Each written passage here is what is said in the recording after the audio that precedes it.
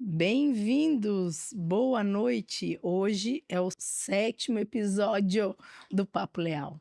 E hoje, gente, estão preparados? Eu estou com uma convidada, como sempre, né? Vocês estão sabendo que eu ando escolhendo a dedo os convidados para vir aqui falar para vocês.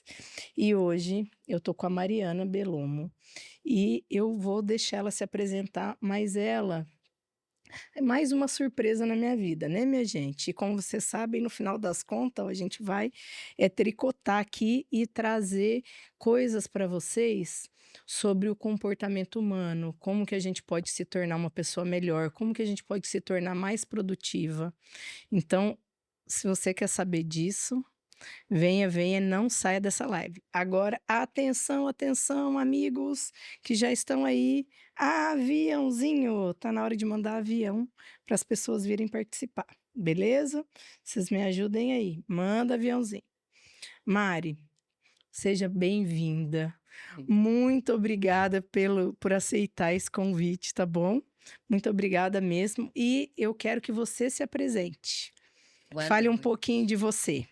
Boa noite. Primeiro eu queria agradecer o convite, é uma honra estar aqui contando um pouquinho sobre o meu trabalho, sobre desenvolvimento comportamental e fiquei muito grata pelo convite de estar aqui com vocês hoje. Um prazer. Para quem não me conhece, meu nome é Mariana Bellomo e eu sou especialista em desenvolvimento comportamental. Então, o meu estudo hoje, eu ajudo mulheres a se conhecerem de forma profunda a ponto de dar o próximo passo na vida, de trazer uma transformação e de explicar para elas que muitas coisas que a gente tem, que a gente carrega, vem lá da nossa infância. Né? Então, é esse estudo, a gente estuda o comportamento das pessoas através do nosso comportamento, como a gente pode melhorar a nossa saúde, o nosso relacionamento, não só relacionamento amoroso, mas às vezes relacionamento com filho, relacionamento com pais, todas as áreas da nossa vida, a gente sempre tem alguma coisinha Na para acrescentar. Na profissão, profissão. na profissão, com os coleguinhas, É isso aí. né, tudo isso. Ô Mari, mas, como que você chegou a porque de formação, a Mariana é arquiteta, e eu queria saber como que foi esse caminho para chegar aqui, até essa mudança toda que você fez. O que que te motivou na mudança? Que é uma transição de carreira, né, gente? Mais uma, minha gente, transição de carreira. O que que te motivou? Bom, eu não tenho nada de especial. Eu sou uma mulher, mãe, filha, esposa, né? E a minha história, ela começa, na verdade, quando eu nasci. Então, eu sempre fui uma criança muito ansiosa. Era uma criança que eu tinha muita crise de bronquite quando eu nasci. Minha mãe sabia disso, sabia que era uma questão de ansiedade, mas eu nunca olhei para isso de uma forma diferente. Quando eu tinha mais ou menos uns 12 anos, eu tive uma tia que teve um câncer super agressivo, que chegou a falecer desse câncer. E eu coloquei na minha cabeça de que se aquilo acontecesse de novo, teria que ser de uma forma diferente. Adivinha o que aconteceu? Com 17 anos, eu fui diagnosticada com um linfoma no pulmão, né, no mediastino. Uhum. E eu lembrei exatamente dessa história, de que eu tinha colocado aquilo na minha cabeça. Então, eu tinha 2 obrigações. Primeiro, entender por que aquilo estava acontecendo. Segundo, de mudar aquela história, que era o que eu tinha prometido pra mim mesma, que se fosse diferente, eu ia fazer isso. Então, com 17 anos, super nova, à beira ali de uma formatura no colégio, Sim. eu me vi lutando, na verdade, pela minha própria vida. E aí você fez uma cirurgia? Não, eu fiz, só quimioterapia Ia. na época, fiz acompanhamento depois, mas esse momento, com 17 anos, foi a minha virada de chave pro desenvolvimento pessoal, porque eu queria Tá. entender o porquê que eu estava passando por aquilo. Por que que aquilo estava na minha cabeça, eu só descobri que aquilo foi criado na minha cabeça muitos anos depois. Não Sim. foi de imediato, não foi naquele momento. E eu comecei a estudar o porquê que eu estava passando por aquilo, por que que eu pensava daquele jeito. E aí eu fui descobrir com muita leitura, com muito processo de desenvolvimento pessoal, que eu fiz comigo primeiro, né, eu fui descobrir que estava muito ligado à minha infância, que na verdade toda aquela ansiedade que eu sentia quando eu era pequena, tudo que eu ouvi, tudo que eu senti quando eu era criança, e gente, eu não tenho nenhum trauma de infância, tá, não sofri nenhum grande trauma, pra gente estar falando aqui, nossa, eu sofri algo super importante pra poder cair nesse lugar, eu fui uma criança feliz, com uma infância feliz, com uma família estruturada, meus pais não são separados, então eu não sofri nenhum trauma para Uhum. que eu caísse nesse lugar de falar, nossa, eu passei por alguma coisa muito grande para ter essa questão. E aí eu comecei a estudar sobre isso, então, isso na minha própria vida, para saber como que eu podia fazer diferente. E eu mudei muita coisa na minha vida. E a Mas minha mas primeiro você fez a faculdade de Fiz arquitetura, me fez formei em arquitetura, atuo em arquitetura ainda, né, com alguns projetos, então continuo atuando nessa área, segui minha vida nessa carreira e minha segunda virada de chave, porque essa foi a primeira, foi quando eu comecei a aplicar desenvolvimento pessoal na minha vida, para Uhum. entender o que tinha acontecido comigo e mudar as minhas ações, de controlar melhor as minhas emoções, de entender o porquê que eu estava passando por aquilo. A minha segunda virada de chave foi o nascimento da minha filha. Quando eu engravidei da minha filha, hoje eu tenho uma filhinha de 6 anos, a E Maju. que é amiga do Léo, né, que é amiga do Léo. E aí a Maju virou pro Léo e falou assim: "Léo, você tem que ir no meu aniversário, porque você é muito especial, Muito alguma especial. muito especial". Gente, vocês não imaginam esse efeito dessa frase, que a Maju é a coisa mais linda, lourinha, do olho claro, coisa mais fofinha. Você não imagina o que repercutiu essa frase no Leonardo. Porque daí chegou lá na festa, ele era o convidado especial, né, minha Era gente? isso mesmo.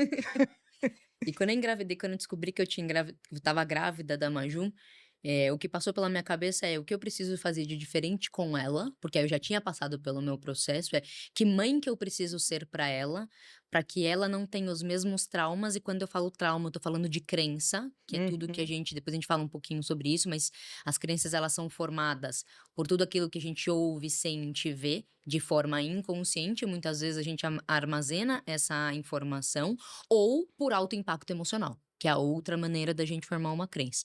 E a gente forma isso desde a nossa infância, desde quando a gente tá na barriga da nossa mãe, até o resto da nossa vida. Não, e eu costumo dizer que as nossas crenças, que são formadas e que uma parte disso está no nosso subconsciente, É. que a gente não tem plena consciência das coisas, tudo isso é o fruto do que você é, né. Então, você é fruto daquilo que você passou na sua infância, de todos traumas ou não, Sim.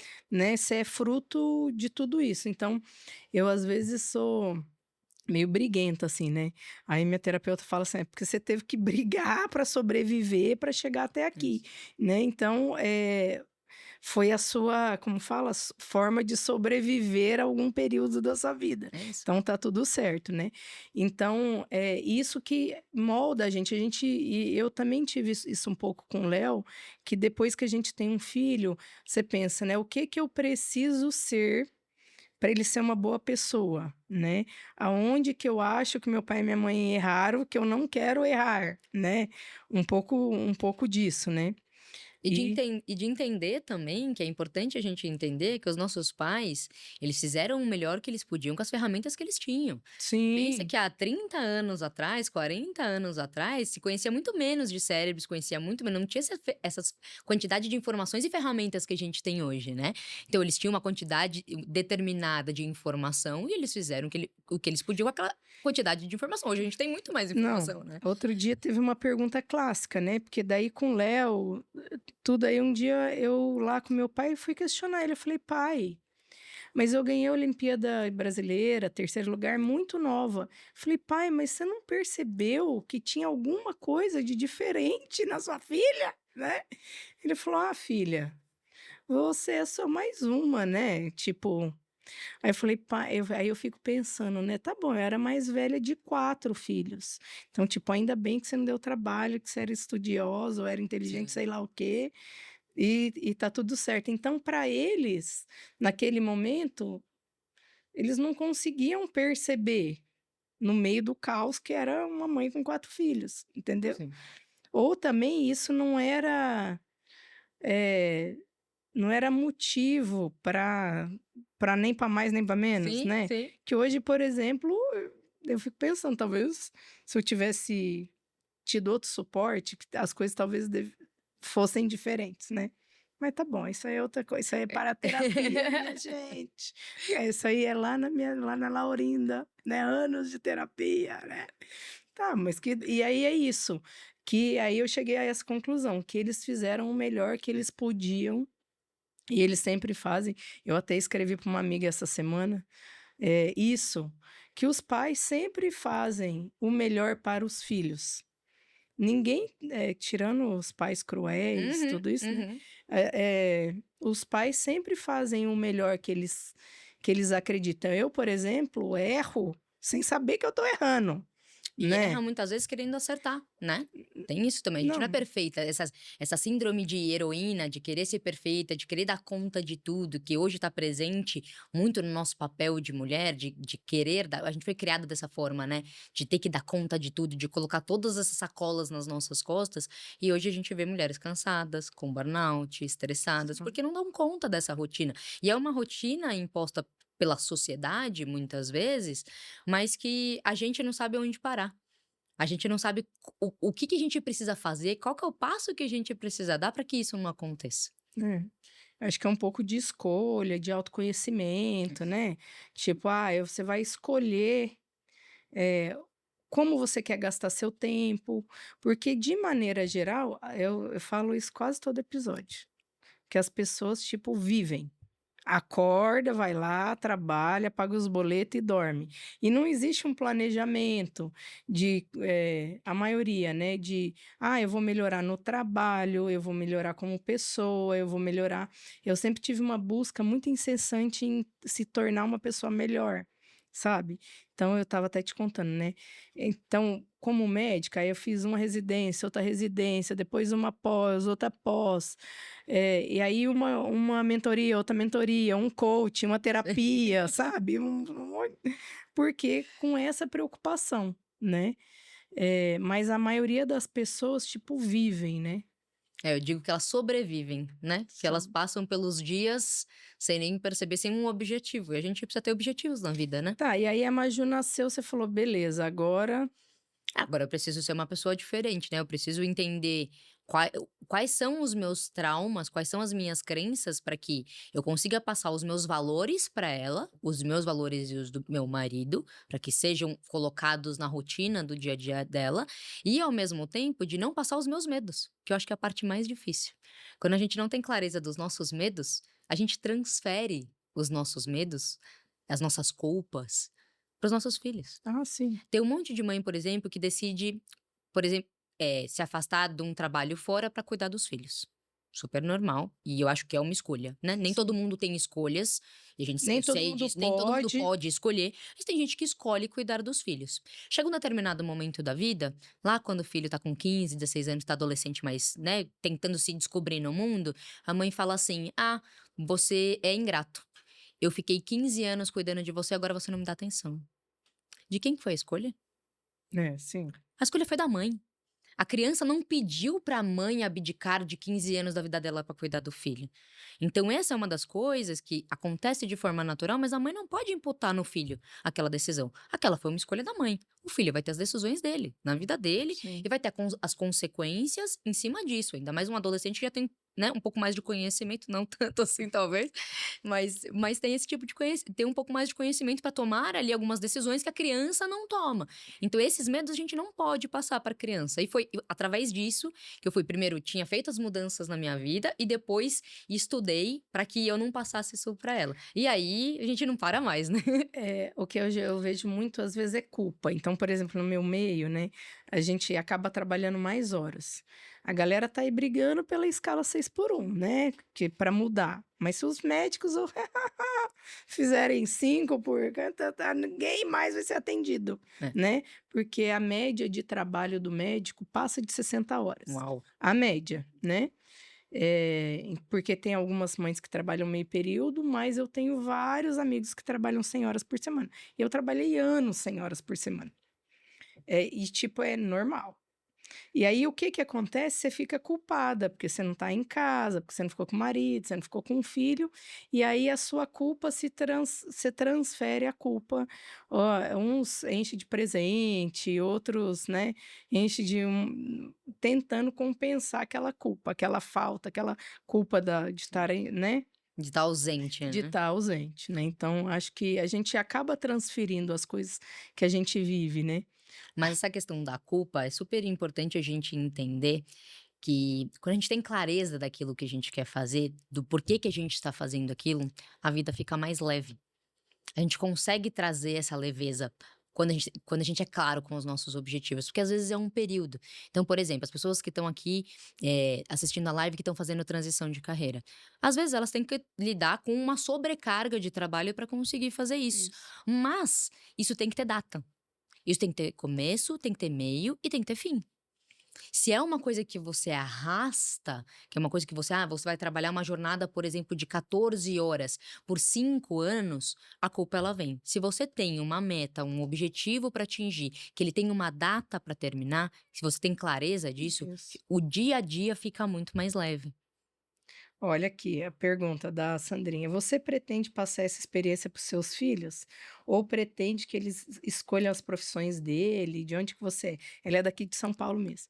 É, eu acho que eu vou deixar você que vai fazer, né, aquela que é Eu acho que cada um tem que escolher a sua profissão. Eu tive liberdade para escolher a minha e mudei muito, assim, eu sempre gostei muito de pessoas, né? Então, quando eu entrei na arquitetura, por exemplo, era para lidar com o sonho de pessoas, para poder de fato entregar algo para a pessoa que ela sempre sonhou, que era um projeto, que era uma casa, que é onde a pessoa vai passar ali o dia a dia dela.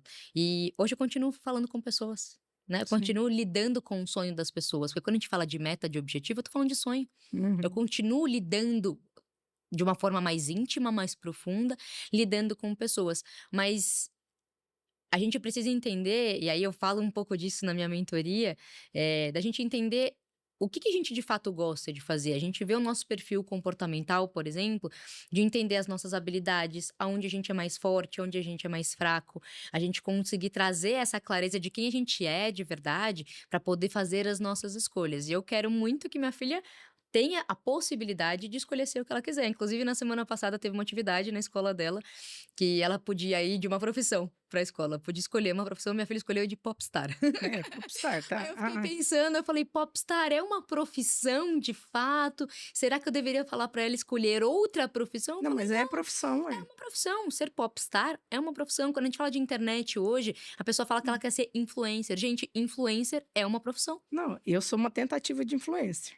Mas, é uma querendo ou profissão. não, eu conto o Instagram como um dos meus empregos, porque é um investimento de tempo, de, olha, eu vou estudar para postar, para é uma, não é, é que hoje a minha remuneração pelo Instagram não é a que eu gostaria, né? Mas não Sim. deixa de ser uma profissão. E que é uma coisa que é super importante pra gente entender, o quanto a gente se dedica, por exemplo, na internet. Quanto tempo você deixa de ficar com a pessoa que mais te importa pra estar fazendo essas coisas hoje como trabalho? Porque se fosse passar tempo, você não ficaria tanto tempo, É, provavelmente.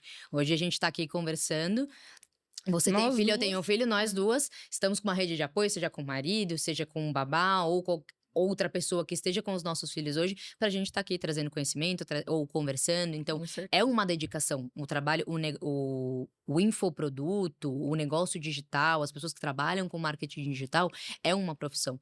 E são profissões novas que quando a gente nasceu, elas não existiam. Né? Então, às vezes, a gente não reconhece isso. Quando minha filha falou popstar, minha primeira reação foi: nossa, popstar não é profissão, deixa eu falar pra ela. Eu falei: não, ela pode ser o que ela quiser.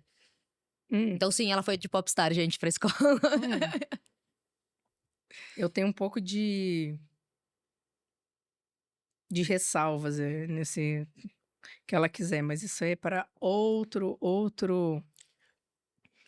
momento. É, É porque, não é bem não é o que ela quiser, contanto que ela consiga ser feliz, que ela consiga se sustentar, que ela sim, consiga sim. que não é, né, o É, buraco é mais o que ela embaixo, na quiser, quando eu falo, verdade. é de deixar de você dar possibilidades, mas assim, a gente sabe que no final do mês a gente tem que pagar conta, a gente tem que sobreviver, né, financeiramente. Sim, A gente não vive de felicidade. Então, assim, a gente às vezes quer fazer algo que você não vai ter um retorno financeiro. Então, como é que eu encaixo as minhas características, o meu perfil, aquilo que eu gosto, com aquilo uhum, que eu posso hoje? E mais uma vez, estou falando aqui de possibilidades diferentes. Nem todo mundo tem possibilidade de escolha.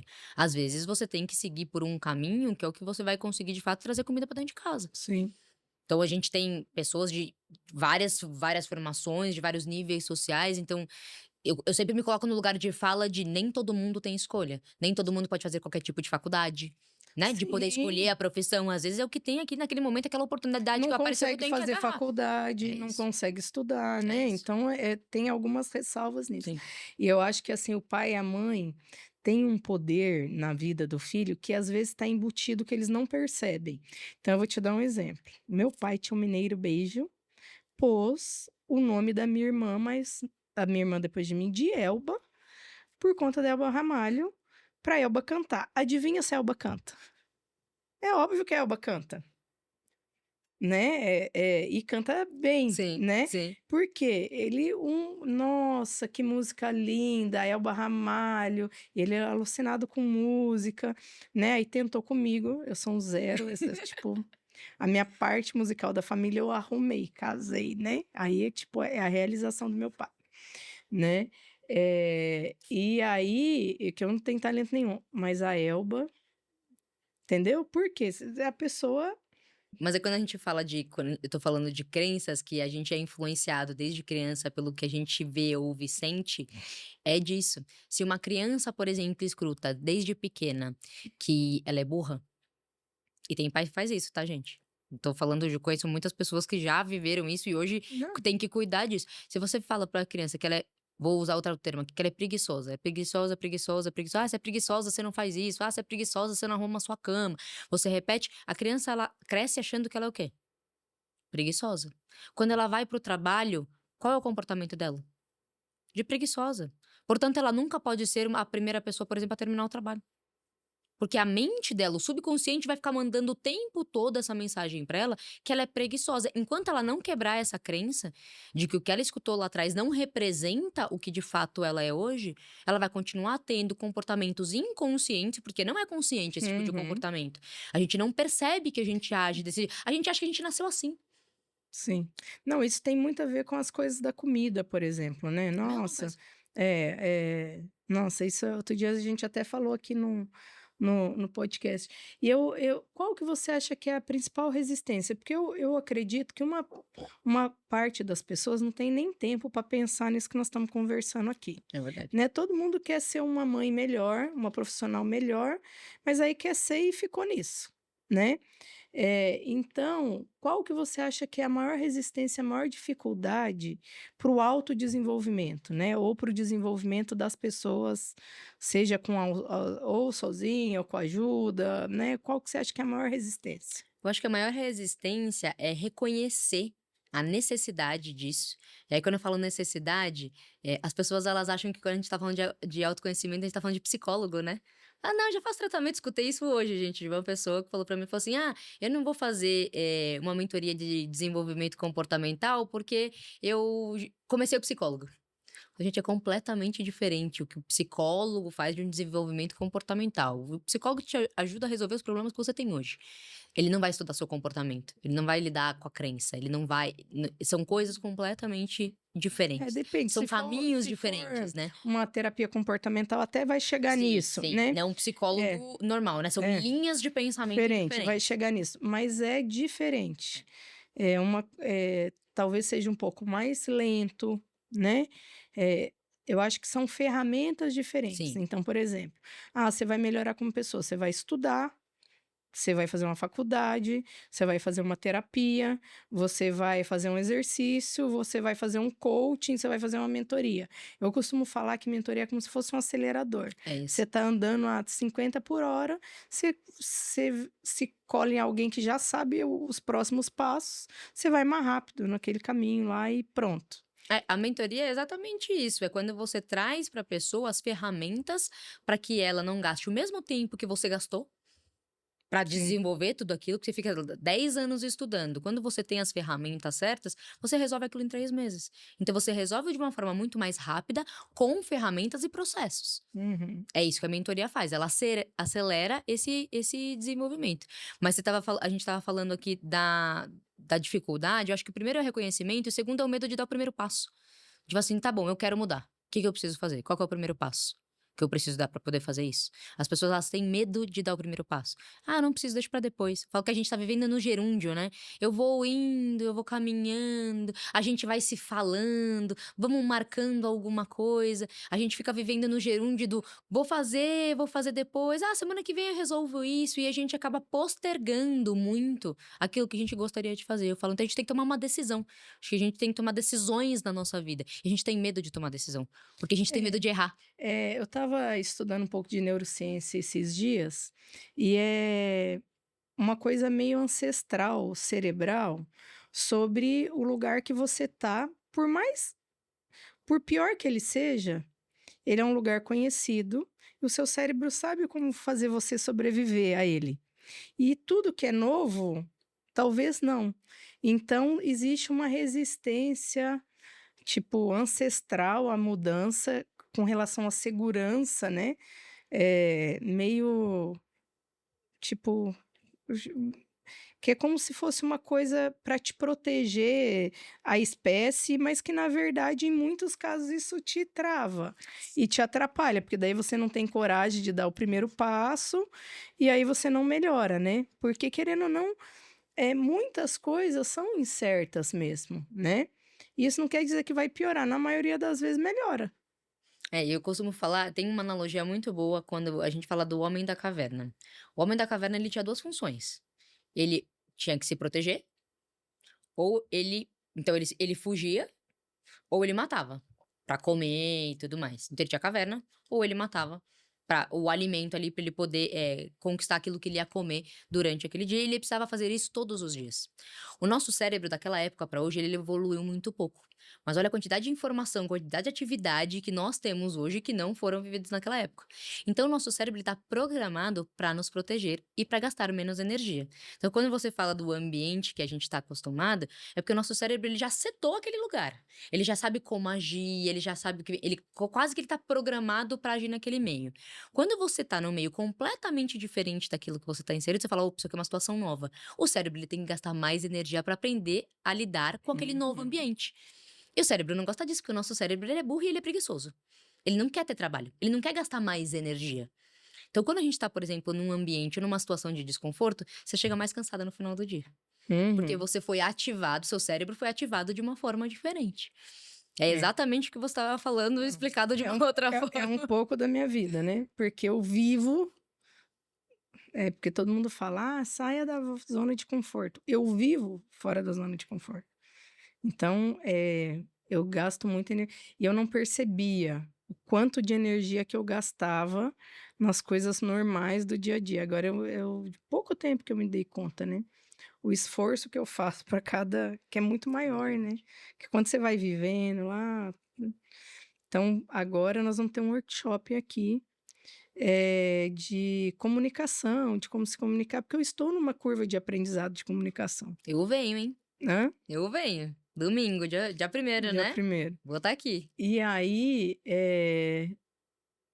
nesse coisa do workshop, então, eu tenho que fazer coisas que não são normais para mim, né, então, tipo, coisas bobas. Ah, encomenda combina com a recepcionista, combina com não sei o quê. Ah, olha os Uhum. brinde, olha a comida, olha não sei o quê. É como se fosse fazer uma festa, né. Uhum.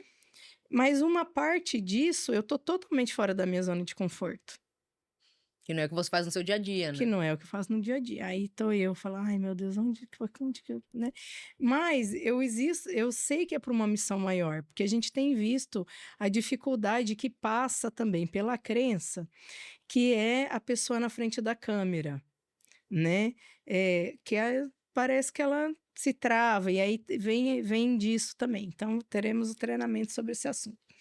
Ô Mari, e me conta uma coisa, aí a pessoa decidiu, né, é um parto de égua, resolver falar: "Não, vou melhorar, eu vou fazer nem que seja uma terapia, eu vou ler um livro, tem ótimo, Sim, sim. vou ler um livro, tem uns outro dia eu estava ler um livro, vou fazer alguma coisa que eu quero me tornar uma pessoa melhor", deu o primeiro passo.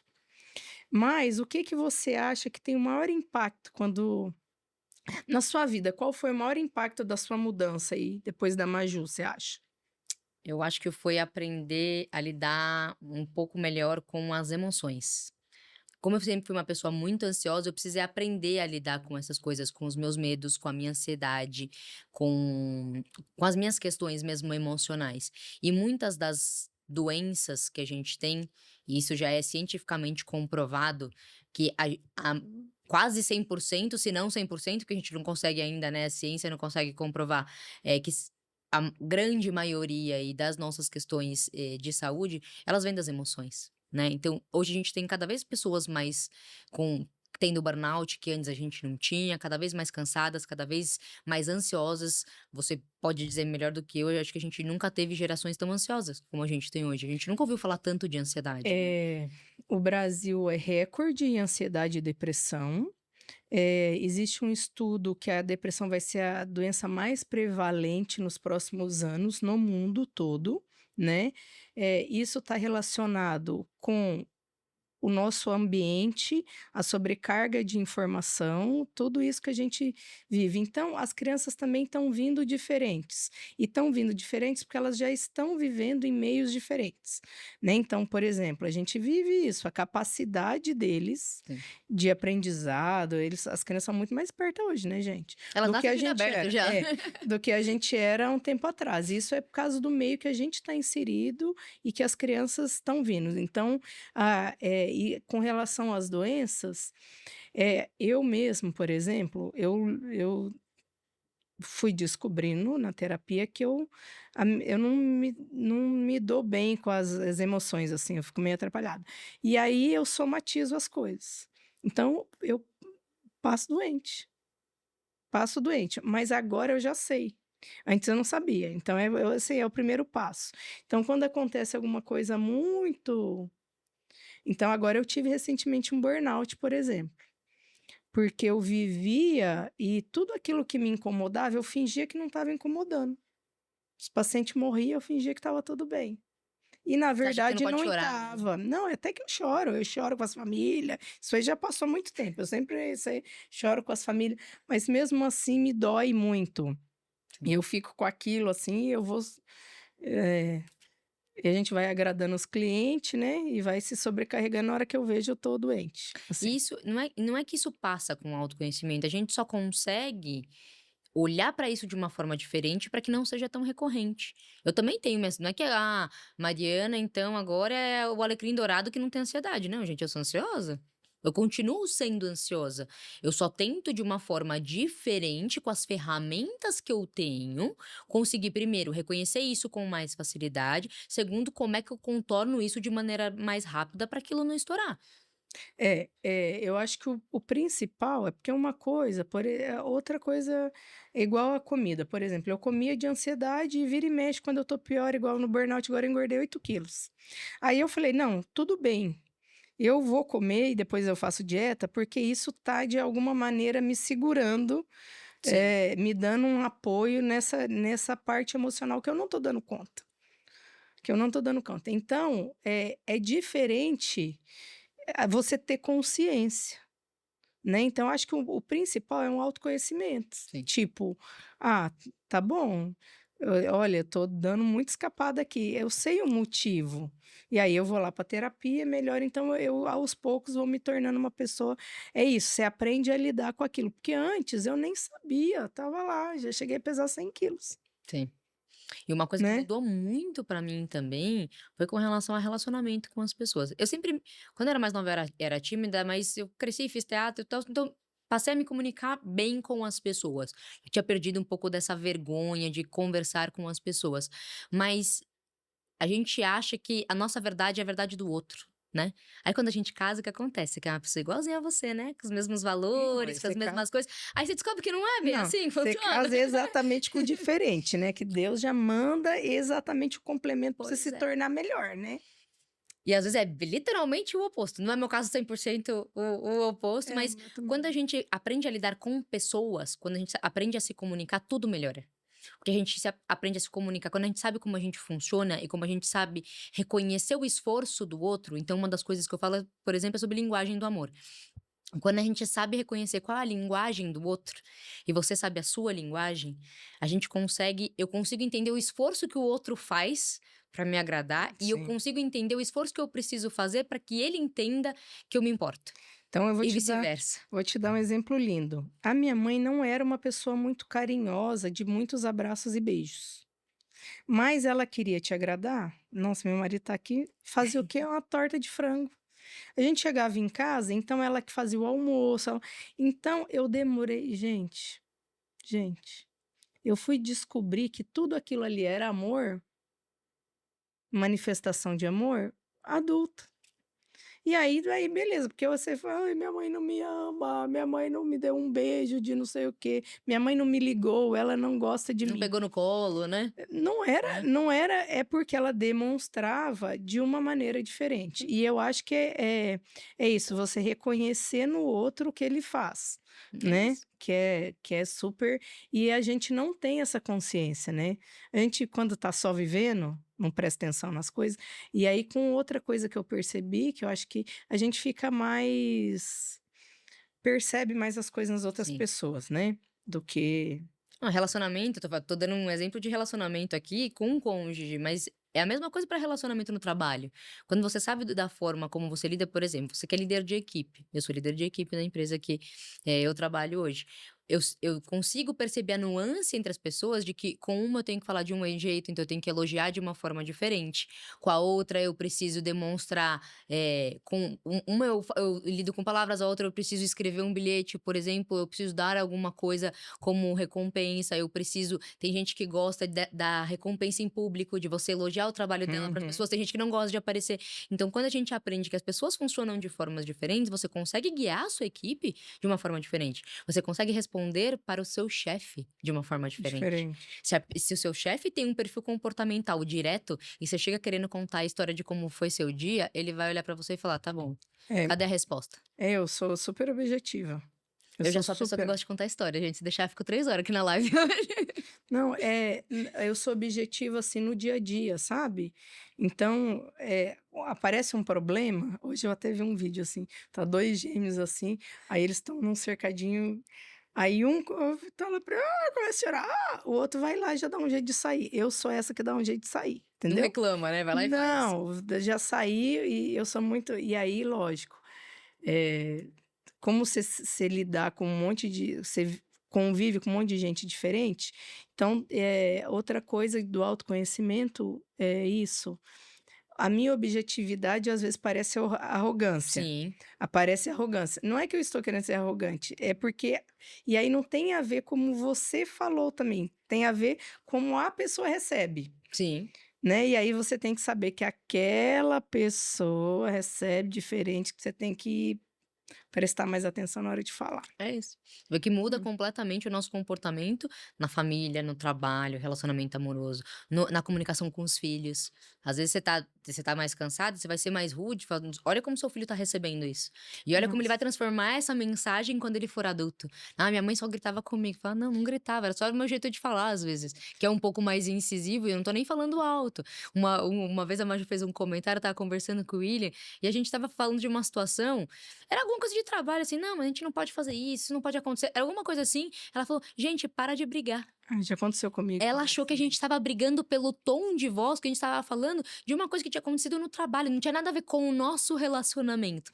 Aí eu expliquei, eu falei, não, filha, a mamãe tá explicando isso pro papai, a gente não tá brigando, pra ela desassociar aquele tom de voz a Com uma briga. briga. Porque como a gente não briga em casa, quando ela viu a alteração do tom de voz, ela falou, opa, briga. Briga Falou um já pouco mais aconteceu alto, lá é em casa briga. E também. não era briga, né? E aí, agora você contou o impacto da mudança, eu até ia te falar o reflexo em casa. O reflexo em casa, a gente vê o reflexo em casa, que é a Maju. Mas no seu dia a dia, qual que você acha que é o maior reflexo na sua casa? Eu acho que é o equilíbrio que a gente consegue trazer para as coisas, assim, seja nos problemas que a gente está enfrentando, na própria comunicação que eu falei aqui. Acho que a grande mudança, assim, na minha família foi a comunicação. Eu consigo conversar muito melhor com meu marido, eu consigo me comunicar muito melhor com a minha filha, a gente consegue traçar objetivos juntos. Tem uma coisa, que muitas vezes acontece, que aconteceu na minha casa algumas vezes, que é a gente acha que quando a gente casa ou quando a gente vira mãe, a gente é só mãe, né. Eu deixei de ser a Mariana pra ser a mãe da Maju. A gente Não. perde a identidade, né? A gente se diminui e bota numa caixinha ali. É. E a mulher normalmente passa por isso e demora. Tem gente que não consegue. Tem filha de 10, 15 anos e não conseguiu se encontrar até hoje. Aí o que acontece? Síndrome do ninho vazio quando os filhos vão embora de Vai. casa, né? Então, a gente conseguir olhar para uma mesma direção, para crescer junto. Eu ter os meus momentos, meu marido tem os momentos dele. E nós temos os nossos momentos juntos. E eu, quando a Maju nasceu, gente, aconteceu exatamente a mesma coisa. Eu perdi minha identidade, eu não sabia o que eu gostava de fazer, eu vivia pra trabalhar e pra cuidar dela, e mal olhava pro meu marido, assim, de correria, de não conseguir ter Não. o tempo junto e tudo mais. Na hora de restabelecer isso, falar, tá, o que que eu quero fazer? O que que eu realmente gosto de fazer? E você se sente meio perdida.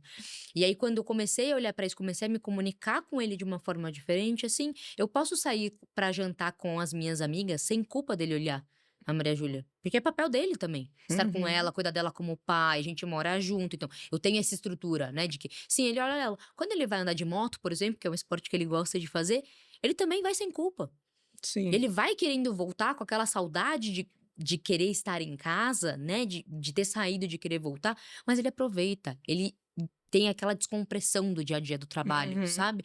E volta feliz, renovado, energizado pra viver o dia a dia.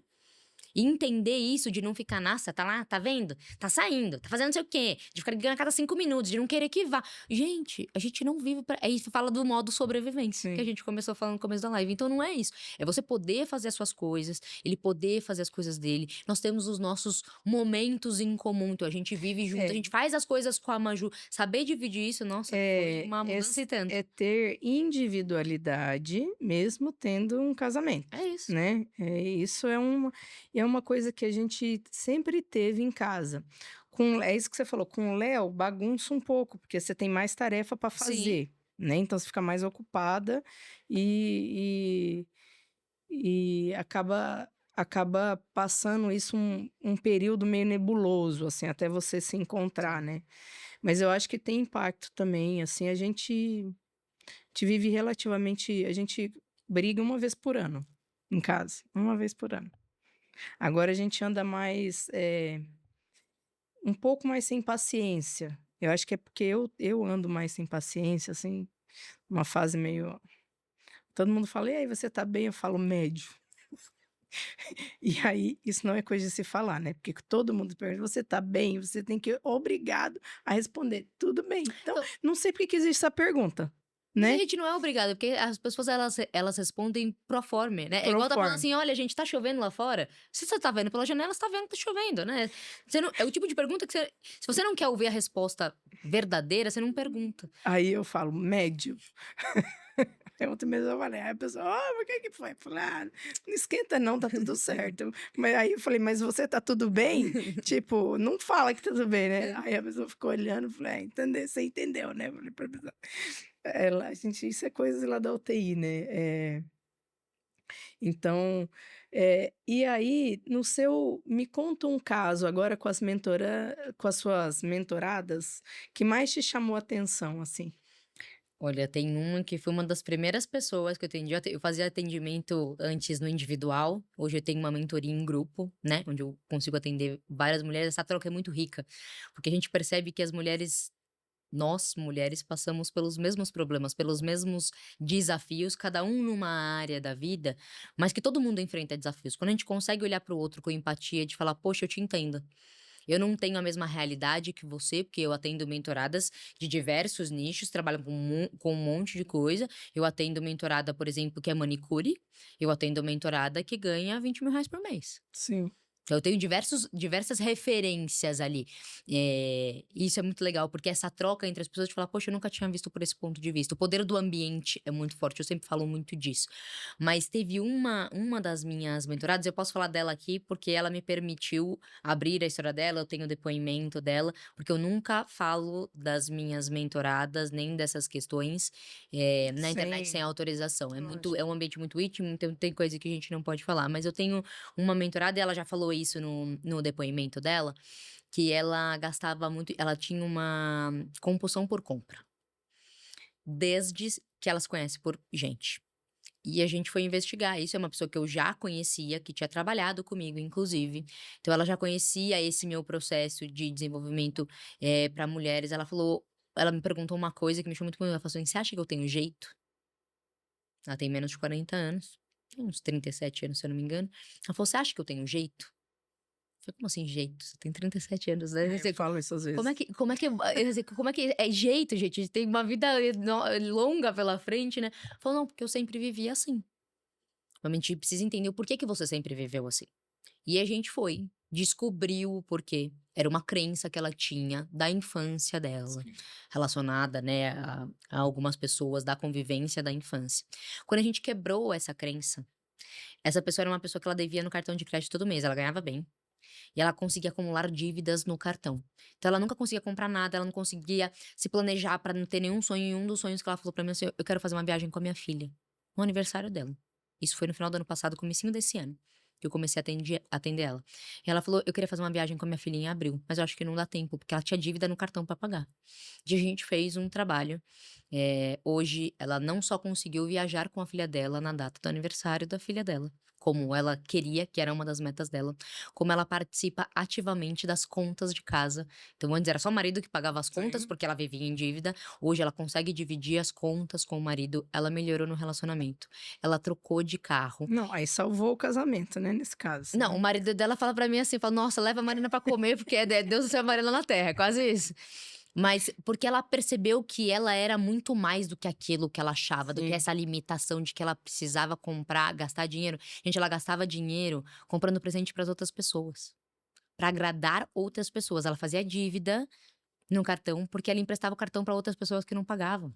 Ou ela comprava um monte de coisa, às vezes era quinquilharia, era canetinha. Você fazia: "Ah, deixa eu dar um presentinho aqui, deixa eu agradar alguém ali". Ela fazia dívida com isso, ela nem percebia pra Eu onde conheço pessoas assim. ia embora o dinheiro, e isso era uma crença que ela tinha.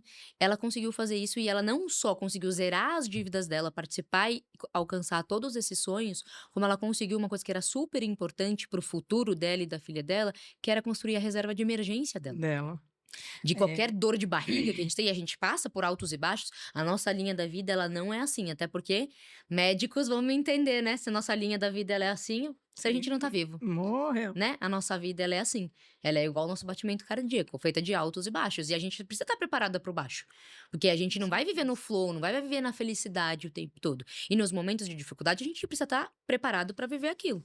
Mari, tem uma mentorada amiga minha, e aí ela também outro dia ela até gravou esse depoimento, tá na internet, então eu posso contar.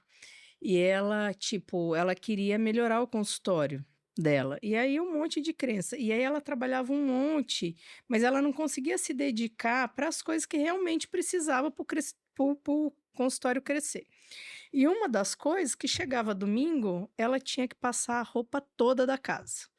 Porque só ela que passava do jeito que ela gostava, perfeito, porque daí ela é perfeita, não preciso te falar que ela é Perfeccionista. perfeccionista, porque daí ela é perfeccionista, ela quer tudo perfeito, ela não delega nada pra Ninguém ninguém, sabe fazer melhor que eu. ela não faz aí no dia que ela contou na mentoria que ela passava no domingo, que daí no domingo ela não passeava, ela não fazia nada do domingo, que ela tinha uma coisa de roupa assim pra passar, e que ela ficava presa naquilo. Aí o poder da ambiência é isso, um monte de mulher. Mas olha, vamos ver por outro ponto de vista. Será mesmo que você precisa passar essa roupa? Você não pode se dar o luxo de almoçar? Será que outra pessoa não pode passar roupa? Ah, mesmo que não fique ótima a roupa, não vale a pena. Aí começou todo um trabalho, e foi isso, né? A nossa mentora fez um trabalho com ela, fim da história, porque daí já tá lá nos depoimentos, né? O consultório dela foi um dos que mais cresceu Nossa, 150% uau.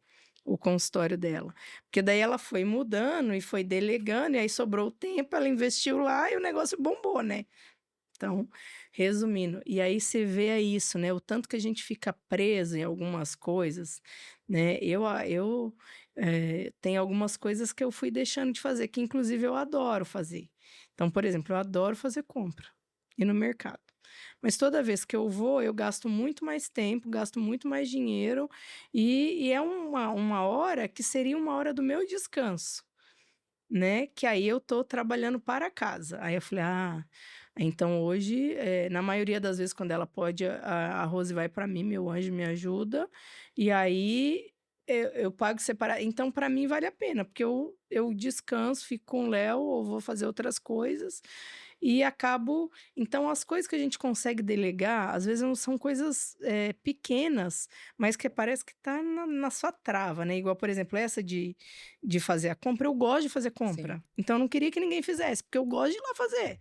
Mas o quanto ele te leva para o resultado que você quer, né, o quanto aquilo te livra de fazer do que eu preciso abrir mão para chegar onde eu quero chegar, porque a gente tem Então que abrir mão de algumas coisas no meio do por caminho, né. exemplo, aí vai fazer compra sábado à tarde, é um dos poucos momentos que eu tô com o Léo.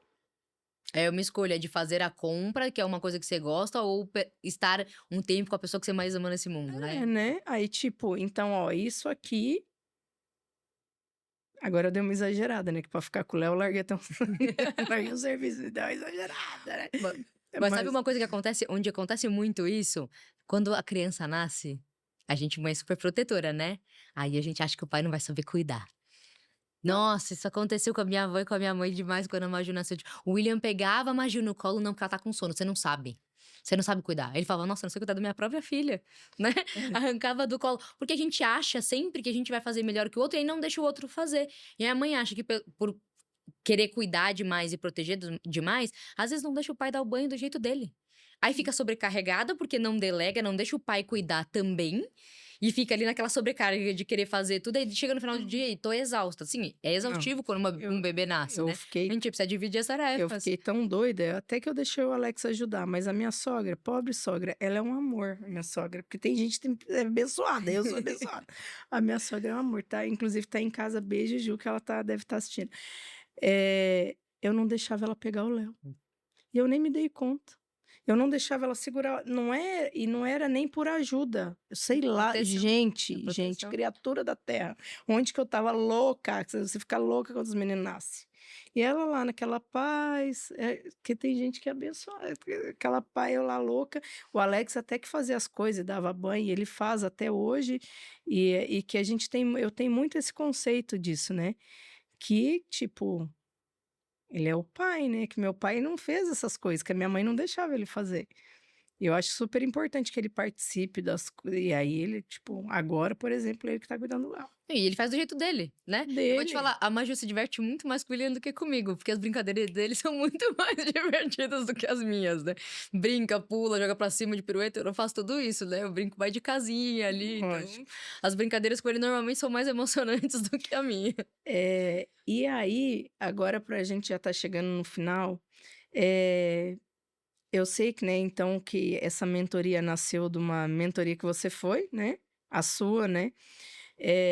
Eu sempre então eu acredito muito nisso, né, o poder da ambiência, aquele monte de gente. Outro dia eu fui no retiro do Ladeira. Gente, não tem todo mundo ali fazendo na hora, você vai, né. É. E aí agora eu igual na nosso grupo de mentoria lá, tem umas que vai ou vai, porque você tá lá no meio, aí ela: "Você já fez? Você fez? Amor, postou, fez, gravou". Arrumou o consultório, arrumou o CNPJ, aí você vai no empurrão, né. Então, ou um pouco da ambiência, outro pouco pela cobrança, que tem gente que precisa, né, passar por isso. E na sua vida, não como mentora, mas como mentorada, o que que você nessa última mentoria que você passou, o que mais mexeu com você? Olha, eu fiz algumas mentorias esse ano. A última, eu fiz uma mentoria de 3 dias de inteligência emocional, umas semanas atrás. E uma coisa que mexeu muito comigo, que era uma coisa que eu precisava me conectar, era uma das coisas que eu estava olhando já para esse ano, é que me conectou com a minha espiritualidade de uma forma diferente. E quando eu falo de espiritualidade, eu não tô falando de religião. Sim, Eu tô falando do contato de algo que a gente acredita maior, independente da nossa sim. religião, daquilo que a gente tem fé, daquilo que a gente acredita, né, do algo acima de nós que a gente acredita. Então, me conectou de uma forma diferente, de uma forma que eu estava precisando olhar, hum, diferente, né, que eu tinha abandonado um pouco ali desse lado pelas minhas escolhas, e eram escolhas conscientes, mas que eu precisava olhar. E eu continuo olhando para isso o tempo todo. Às vezes as pessoas falam: "Ah, Marina, mas você já fez mentoria, você já participou de um monte de curso". Gente, eu continuo estudando. Eu continuo olhando para isso. Eu falo que o autoconhecimento, ele é para sempre. A gente melhora um pouquinho hoje, a gente vai melhorar um pouquinho amanhã. É um crescimento constante, porque a nossa vida ela é dinâmica, né? E não Ela é muda só o tempo isso, a todo. gente muda. É isso. Aí, outro dia o Alex falou assim: "Ué, mas você, mudou de ideia?" Eu falei: "Não, eu mudo de ideia 3 vezes por minuto, mais ou menos, e faz parte, a gente". E aí eu acho que tá, o segredo, você conseguir ter outras informações e conseguir melhorar e conseguir mudar, às vezes mudar uma opinião, mudar uma coisa, a partir do ambiente que mudou. A gente E aí fica. você, como você se transformou em outra pessoa, você nem viu que você se auto transformou em outra pessoa, Pokémon. Aí precisa de autoconhecimento para perceber as mudanças que você está sofrendo, né? Porque a gente vai mudando, a gente muda quando tem um filho, tudo ressignifica. Toda vez que troca a profissão, tudo ressignifica. Quando você é mandado embora, Quando você tem uma outra ligação com o trabalho. Lógico, quando você tem uma perda, Sim. tudo ressignifica. Então, a gente vai mudando com os tombos que vai levando, com as coisas boas que vão acontecendo, o filho que nasce, não sei o quê. E ao mudar, você precisa de. E a gente não tá lá, vou tirar um tempo para olhar para mim. A gente tá sobrevivendo, né? Então, eu acho que talvez. Eu não largo a minha terapia, porque uma parte da minha terapia é isso, que é eu ficar ligada nas minhas coisas, sabe? Sim. E aí eu falei assim: "Nossa, eu sou tão doida que eu não vou ter alta nunca. Tô maluca, vai ter alta nunca". Mas é isso, que eu tô em constante transformação, né. E o autoconhecimento é um pouco diferente, porque não é uma questão de alta, né? Assim, até onde eu quero ir. Lógico. Qual que é o próximo passo? É diferente da psicologia. Eu gosto de usar muito a analogia de uma estrada à noite, escura. Quando a gente acende o farol, a gente enxerga só os próximos 100 metros que aquele farol ele tá iluminando. Você não enxerga depois da curva, você não enxerga lá na frente. É assim que com o nosso autoconhecimento também. A gente precisa enxergar qual que é o próximo passo que a gente quer dar. A gente não precisa desenhar e traçar a nossa vida quando a gente tiver 80 anos. Eu não preciso pensar na aposentadoria. Dentro das metas que eu quero, e a gente tem as metas de curto, médio, longo prazo, qual que é o próximo passo que eu preciso dar? Porque quando a gente vê isso muito longo, você fala, não vou nem começar. Dá muito trabalho isso Não, aqui. Eu não não. quero nem começar, não quero nem olhar para isso. Quando a gente olha para o próximo passo, para a mini meta, para os pequenos passos que a gente tem que dar, para as pequenas mudanças que a gente tem que fazer no dia a dia, a vida fica leve. A gente Claro. consegue equilíbrio, a gente vive menos estressada, com mais clareza, melhorando a comunicação. A vida transforma de um jeito, gente, e eu falo, são micro hábitos que a gente tem que mudar no dia a dia.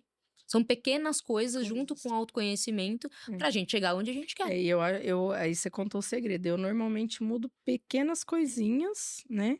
Então, por exemplo, essa vida do Instagram aí, gravar tá fácil, vem um dia gravo, postar as meninas, mas fazer o tal dos stories todo dia, pai amado perpétuo socorro. Aí eu falei: "Tá, então vamos começar". Aí eu falei: "Então de manhã, enquanto eu tô com o Léo, eu não mexo, eu só pego no celular depois, porque se eu pego antes, já era, minha Uhum. fi 20 urgência no negócio. Então eu espero pegar no celular". Aí na hora que eu chegava lá no hospital, que agora eu mudei o horário, mas na hora que eu estava lá no então eu fui me programando, eu falei: "Então eu vou me programar para na hora que eu chegar lá eu vou começar a fazer o primeiro stories". E aí aquilo virou um hábito. As pessoas falam: "Ué, cadê o corredor?", né, virou um hábito, porque e aí com essa pequena mudança que era na hora que eu estou chegando no corredor eu vou fazer um stories, eu comecei a fazer stories. Então é uma coisa muito pequenininha. E assim é com a alimentação. Então, por exemplo, a partir de amanhã eu vou melhorar minha alimentação. Não, você pode começar a partir de amanhã comendo uma fruta. Tomando um copo d'água a hora que acorda. Tomando um copo, aí beleza, você já toma a água e você já come a fruta, agora eu vou pôr uma verdura, e aí você vai mudando devagar, de repente você tá comendo melhor. Não vai amanhã fazer mudar e vai achar que vai Não vai mudar tudo, né? não aguenta, né, É você isso. não A gente aguenta, não sustenta não mudanças de hábito, sustenta. porque na verdade a gente tem que colocar um hábito no lugar de um outro hábito. E a melhor forma de construir um hábito é associar ele a um hábito existente. Então, por exemplo, um exemplo que eu uso bastante. Se você precisa tomar vitamina, ó, hoje você descobriu que você precisa fazer reposição, precisa tomar vitamina. E vou te segredo, tá, 80% dos meus pacientes têm que fazer suplementação. Então, uma dica para você que precisa fazer suplementação: associa as vitaminas que você precisa tomar a um hábito que você já tenha. Seja o copo d'água do café da manhã, seja o café.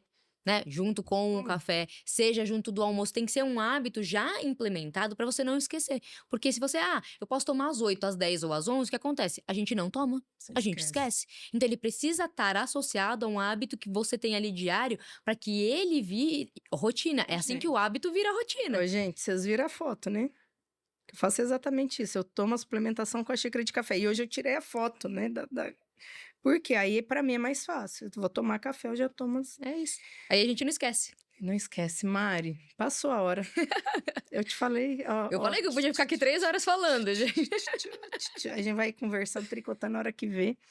Mas eu acho que você tocou em pontos fundamentais. Então, meninas, meninos, vocês que estão aí, que querem se tornar pessoas melhores, né? Tudo começa com autoconhecimento, que você pode fazer com ou sem ajuda.